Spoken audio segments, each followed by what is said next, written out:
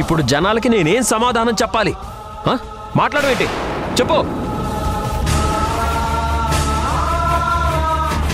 నీ పేరు మీద ఫ్లాట్ బుక్ చేసుకుని ఆఫీస్కొచ్చి వారంలోగా లేఅవుట్ వర్క్ స్టార్ట్ చేయకపోతే ధర్నా చేస్తానని వదిన్ని బెదిరించి మంచి పని చేసావనుకున్నాను. ఈలోపే ఎందుకు సింధు ఇంత పెద్ద మిస్టేక్ చేసావు? వదిన దాచిపెట్టిన జనాల డబ్బు ఎక్కడుందో తెలుసుకోవడానికి నాకు వీలు లేకుండా చేసేసావు. ఎందుకు ఎందుకు తప్పు చేసి కూడా కప్పిపుచ్చుకోవాలని ట్రై చేస్తున్నావు?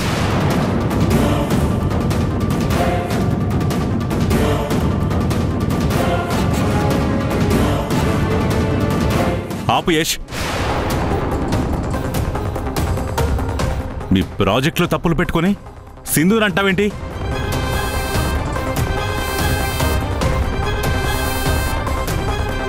నిజంగా మీ ప్రాజెక్ట్ అంతా జెన్యూన్గా ఉంటే ఇలా ఇవన్నీ ఎందుకు జరుగుతాయిరా?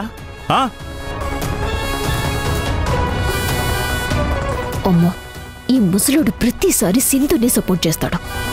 నానా, మీరు మధ్యలోకి రాకండి. సింధు కంప్లైంట్ ఇవ్వడం వల్ల ప్రాజెక్ట్ ఎంత ఎఫెక్ట్ అవుతుందో మీకు అర్థం కావడం లేదు. సింధు, దయచేసి ఇంక ఈ నాటకాలు ఆపే. ఇంకోసారి ఈ ప్రాజెక్ట్లో ఇన్వాల్వ్ అవ్వద్దు, అర్థమైందా?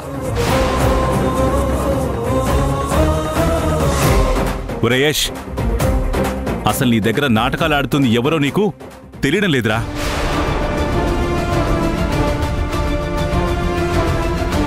నిన్ను ముంచే వాళ్ళని నీ పక్కనే పెట్టుకుని నిజమేంటో నువ్వు తెలుసుకోలేకపోతున్నావురా. అసలు నిజమేంటో నేను నీకు చెప్పనా?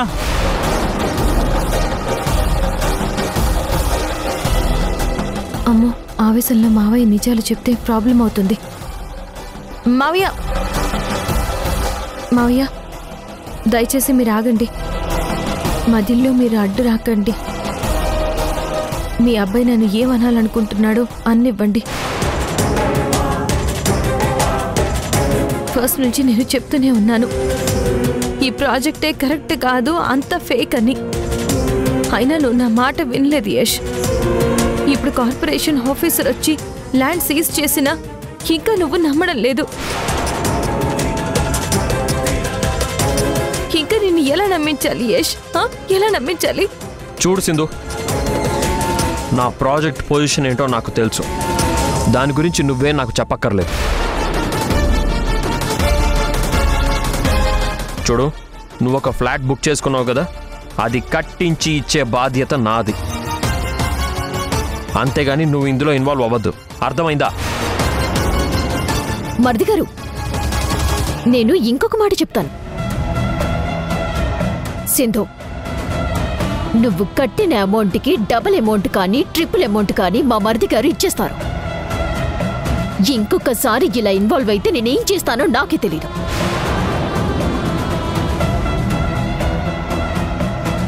ఇక నుంచి ప్రాజెక్ట్లో నువ్వు అస్సలు ఇన్వాల్వ్ అవ్వద్దు.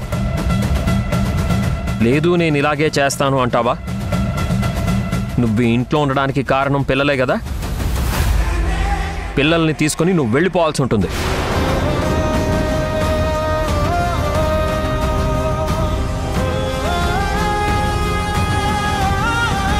అంతేగాని ప్రాజెక్ట్ని ఇలా నాశనం చేయొద్దు, అర్థమైందా?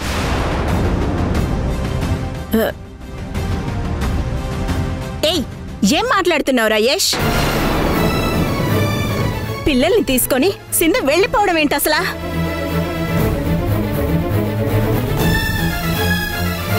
చూడు, మీ ప్రాజెక్టు గొడవల్లోకి మధ్యలో పిల్లలెందుకు తీసుకొస్తున్నావు నువ్వు? ఇప్పటి వరకు మనం పిల్లల్ని దూరం చేసుకున్నది చాలు. నా మనవన్ని మనవరాల్ని వదిలి నేను ఉండలేనురా. ఇప్పుడేంటి? ఈ సింధు ప్రాజెక్టుకి అడ్డం రాకూడదు, అంతే కదా?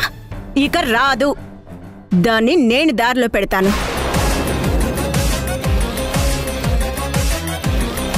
ఓసై సింధు, నీకెన్నిసార్లు చెప్పానే నా కొడుకు ప్రాజెక్టుకి అడ్డు పడకూడదు అని?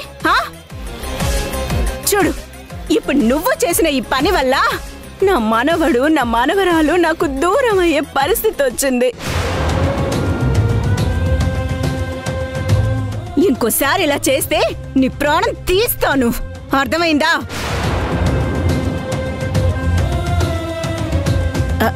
నాన్న యష్, నేను చూసుకుంటానులే.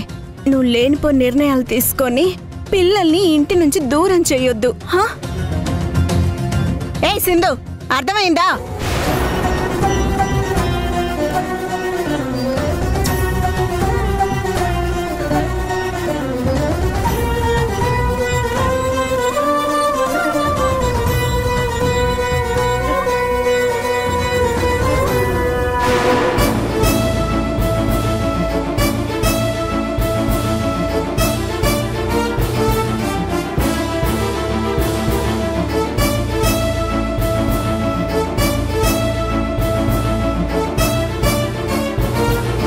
అమ్మ మధు, ఆ సింధు తిక్క ఎలా కుదిర్చాలో నాకు బాగా తెలుసు.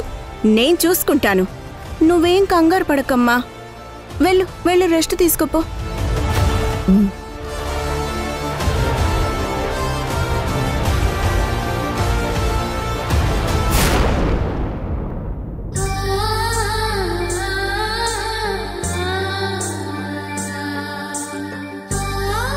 నువ్వు ఇంట్లో ఉండడానికి కారణం పిల్లలే కదా.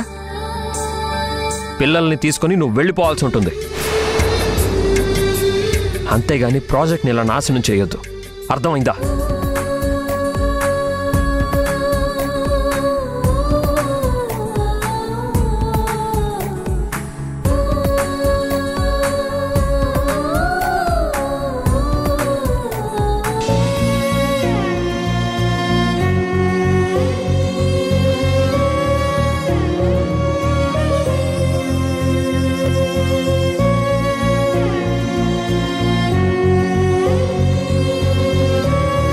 కళ్ళల్లో కన్నిటికి కారణం యష్ అన్న మాటలే అని నాకు అర్థమైందమ్మా.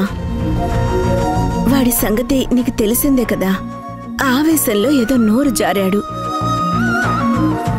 నీ విషయంలో వాడు ప్రతిసారి ఇలాగే చేస్తున్నాడమ్మా. నిన్ను అవమానించడమే పనిగా పెట్టుకున్నాడు. నీలాంటి మంచి మనసున్న వాళ్ళని బాధ పెడితే వాడంతకంతా అనుభవిస్తాడమ్మా. అనుభవిస్తాడు. అయ్యో మావయ్య, ఎందుకు మీ అబ్బాయిని అలా శపిస్తారు? శాపం కాదమ్మా. నిన్ను చూస్తుంటే నాకు పాపం అనిపిస్తోంది. నువ్వే తప్పు చేయకపోయినా సూటిపోటి మాటలు నీకు తప్పడం లేదమ్మా. అదే నాకు చాలా బాధగా ఉంది. పర్లేదు మావయ్య, గతంలో మీ అబ్బాయి దగ్గర ఇలాంటివి ఎన్నో అవమానాలు పడ్డాను. వాటితో పోల్చుకుంటే ఇదెంత చెప్పండి.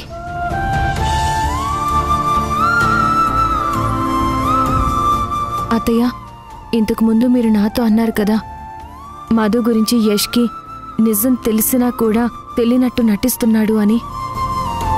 నిజంగా నిజం తెలుసుంటే మధు ముందు నా గురించి అలా మాట్లాడేవాడా చెప్పండి? నన్ను అన్ని మాటలు అనేవాడా చెప్పండి? యష్కి ఇంకా మధు గురించి నిజాలేవి తెలియవు. మనమే తెలిసేలా చెయ్యాలి. ప్రాజెక్ట్ గురించిన నిజాలు కొంచెం కొంచెంగా బయటపడుతున్నాయి కదా. త్వరలోనే ఆ మధు నిజస్వరూపం ఏంటనేది బయటపడుతుంది. అప్పుడు యష్కి అన్నీ అర్థం అవుతాయి. ఏదో ఒకరోజు యష్కి నిజం తెలుస్తుందని ఇంకెన్నాళ్ళు వాడి వల్ల నువ్విలా బాధపడుతూ ఉంటావు అసలా? ఏదైనా సరే సింధు, వాడికి త్వరగా నిజం తెలియడమే మంచిదనిపిస్తుంది. యష్ వల్ల నీ మనసు పడే మనోవేదనని మేం చూస్తూ ఉండలేం. వాడికి నిజం చెప్పేస్తాం. నిజం చెప్పేద్దామమ్మా. అత్తయ్య, వద్దత్తయ్య, వద్దు. దయచేసి అంత పని మాత్రం చేయకండి. ఇన్నాళ్ళు మీరు నా మాట వినలేదు. అందుకే పరిస్థితులు ఇంత ప్రమాదకరంగా మారాయి. ప్రెజెంట్ యష్ ఉన్న ఆవేశంలో మనం ఓపెన్ అవ్వడం కరెక్ట్ కాదు. పొరపాటున యష్కి మనం నిజం చెప్తే యష్ మనతో కలిసిపోయాడని ఆ మధుకి తెలిస్తే మన కుటుంబానికే హాని జరగచ్చు, లేదా యష్ ప్రాణాలకే ముప్పు ఉండొచ్చు. ఆ మధు మంచిది కాదత్తయ్య. అందుకే ఈ విషయాలు ఇక్కడితో వదిలేయమంటున్నాను. నన్ను అర్థం చేసుకోండి ప్లీజ్ అత్తయ్య. సరే అమ్మా, సరే.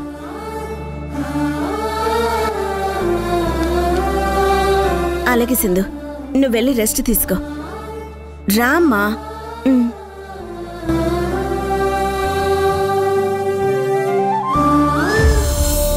అనుకున్న పని ఏది అవ్వట్లేదు. ప్రతిసారి ఏదో ఒక ప్రాబ్లం వచ్చి మిస్ అయిపోతుంది.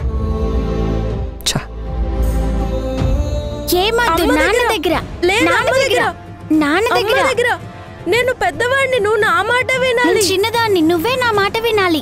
లేదు, అమ్మ దగ్గర కాదు, నాన్న దగ్గర కాదు, నాన్న దగ్గర అమ్మ దగ్గర అమ్మ దగ్గరే కాదు, నాన్న దగ్గరే. అరే చెప్తుంటే అర్థం కావట్లేదా శశి? అమ్మ దగ్గర అని చెప్తున్నాను కదా. నేను నాన్న దగ్గరే ఉంటానని చెప్తున్నాను కదా, విన్ రిషి.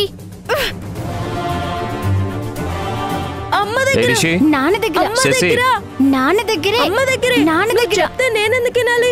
అమ్మ దగ్గర ఫైనల్. లేదు, నాన్న దగ్గరే ఫైనల్. లేదు, అమ్మ దగ్గరే. నాన్న దగ్గర. మిమ్మల్ని పిలుస్తుంది, వినిపించట్లేదా?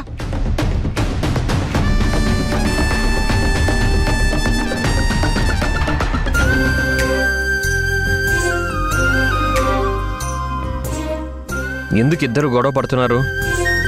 ఏం లేదు నాన్న, నేను అమ్మ దగ్గరే పడుకుందాము అంటున్నాను. కానీ శశి ఈ రోజు నీ దగ్గరే పడుకుందాము అంటుంది. నేను వద్దంటున్నాను. నాన్న, మేం నీ దగ్గరే పడుకుంటాం అసలు. ఏం రిషి?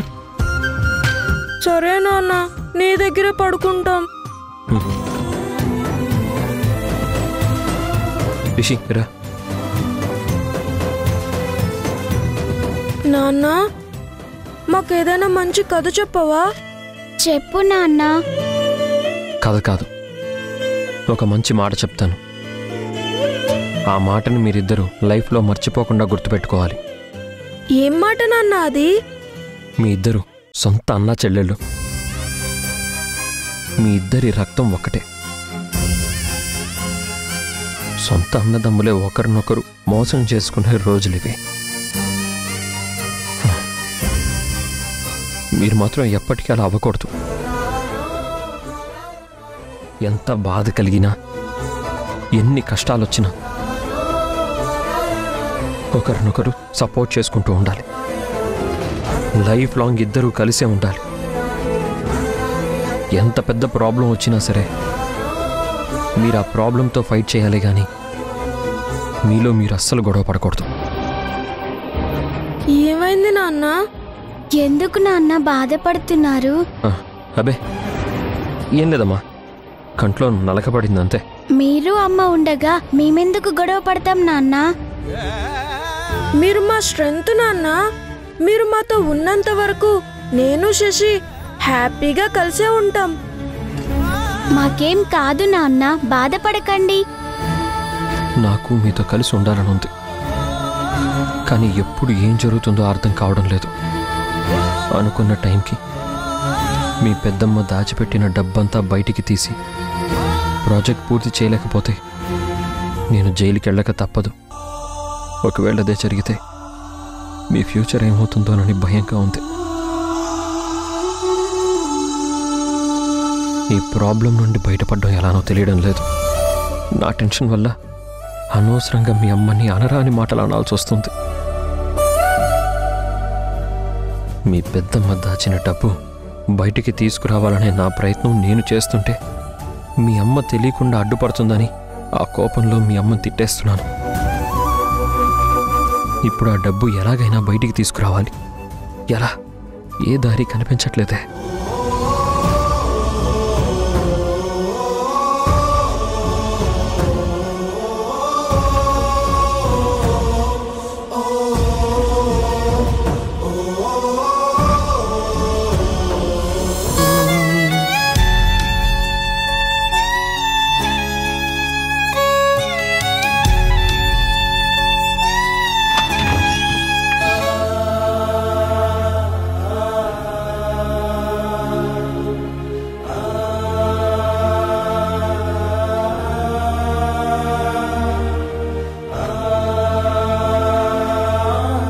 చంద్ర, ఏమైంది?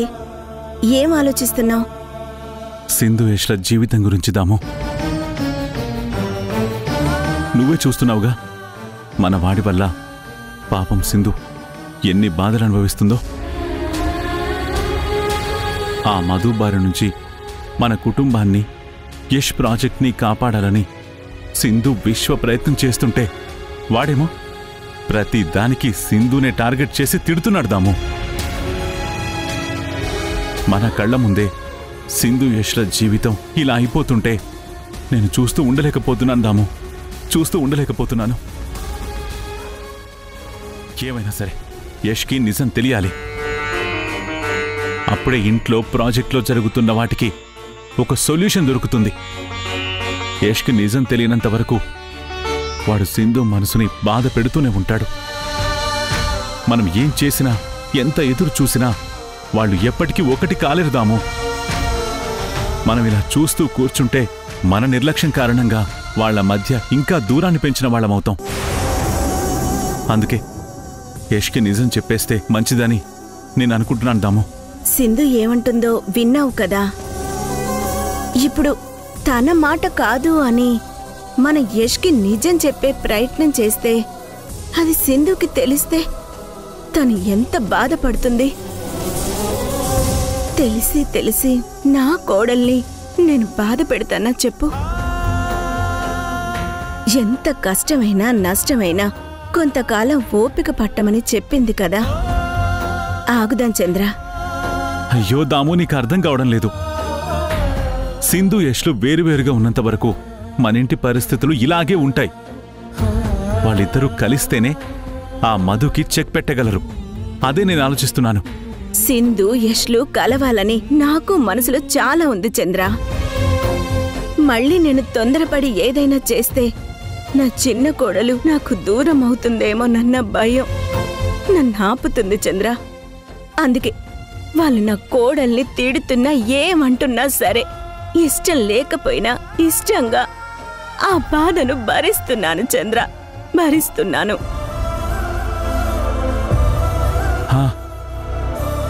యష్కి మన వల్ల నిజం తెలిస్తేనే కదా ప్రాబ్లం. యష్కి సింధు గురించి నిజం తెలియాలి. అది ఎవరి వల్ల అయితే ఏంటి? మనమే ప్లాన్ చేసి యష్కి నిజం తెలిసేలా చేద్దాం. మనమే చేశామని సింధుకు తెలియకూడదు, సరేనా? అదెలా జరుగుతుంది చంద్ర?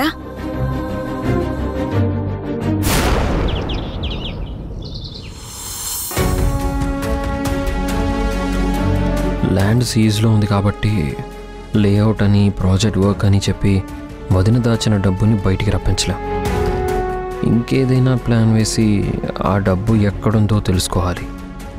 ఏం చెప్తే వదిన నా మాట నమ్మి ఆ డబ్బు బయటికి తీసుకొస్తుంది?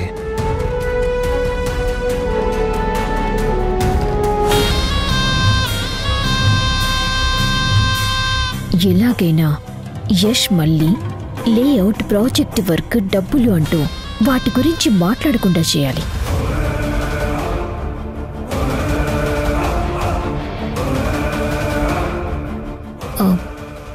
మరిది గారు, ఏంటో దినా? సారీ మరిది గారు. ఎందుకు వదినా సారీ? ఇంకా నిజంగా లేట్ చేయకూడదు. లేఅవుట్ వేసి వర్క్ స్టార్ట్ చేద్దాం అనుకున్నాం. అనుకున్న టైంకి జనాలకి ఫ్లాట్స్ హ్యాండ్ ఓవర్ చేద్దాం అనుకున్నాం. కానీ ల్యాండ్ సీజ్లో ఉంది కాబట్టి ఇప్పుడు మనం ఏం చేయలేం. ఇప్పుడు మన చేతుల్లో ఏమీ లేదు. ఆ పొలిటీషియన్ చెప్పేంత వరకు మనం సైలెంట్గా ఉండటమే బెటర్. ఇంకా నేను ఆ డబ్బుల గురించి మాట్లాడకూడదని వదిన ఈ ప్లాన్తో వచ్చిందన్నమాట. నీ చేత డబ్బులు ఎలా బయటికి తీయించాలో నేను చూసుకుంటాను. ప్రాజెక్ట్ గురించి నాకు అర్థమైపోయింది వదిన, కానీ నేను ఆలోచిస్తుంది దాని గురించి కాదు. ప్రాజెక్ట్ ఆపడానికి సింధుని ఇదంతా చేస్తుందని మనకి క్లియర్గా అర్థమైపోయింది. మన దగ్గర జనాల డబ్బు ఉంది కాబట్టి ఇప్పుడు కాకపోయినా రేపైనా వర్క్ స్టార్ట్ చేయొచ్చు. మన దగ్గర డబ్బులు లేకపోతే మనం ఏం చేయలేం కదా. నా బాధ ఏంటంటే సింధు కానీ ఇంకెవరైనా కానీ మన దగ్గరున్న డబ్బుని కొట్టేయాలని చూస్తారేమో. ఎవరేం ప్లాన్ చేస్తున్నారనేది మనకి తెలియదు కదా. అసలు జనాల డబ్బు సేఫ్గా మన కంపెనీ అకౌంట్స్లో ఉన్నాయా లేదా అనేదే నా భయం. ఇదేంటి తిప్పి తిప్పి యష్ మళ్ళీ ఆ డబ్బు దగ్గరికి వచ్చాడు. ఇప్పుడు ఏం చేయాలి? ఏంటోదినా, డబ్బు గురించి అడిగితే ఏం మాట్లాడట్లేదు? అబే, మీకే భయమే అవసరం లేదు మరిది గారు. మన కంపెనీ అకౌంట్లోని జనాల డబ్బంతా సేఫ్గా ఉంది. దొరికా వదినా. ఇంత జరిగా కూడా మనం ఛాన్స్ తీసుకోకూడదు వదినా. మనకి తెలియకుండానే ఆఫీసర్లను తీసుకొచ్చి సింధు ఆ ల్యాండ్ సీజ్ చేయించింది. జనాల డబ్బు విషయంలో రేపు ఇంకో ప్లాన్ చేస్తుంది. అందుకే మన ఆడిటర్ని ఆ అమౌంట్ని జాగ్రత్తగా మానిటర్ చేయమని చెప్పండి. ఎందుకన్నా మంచిది, నేనే పర్సనల్గా ఆ డబ్బుని మానిటర్ చేస్తాను.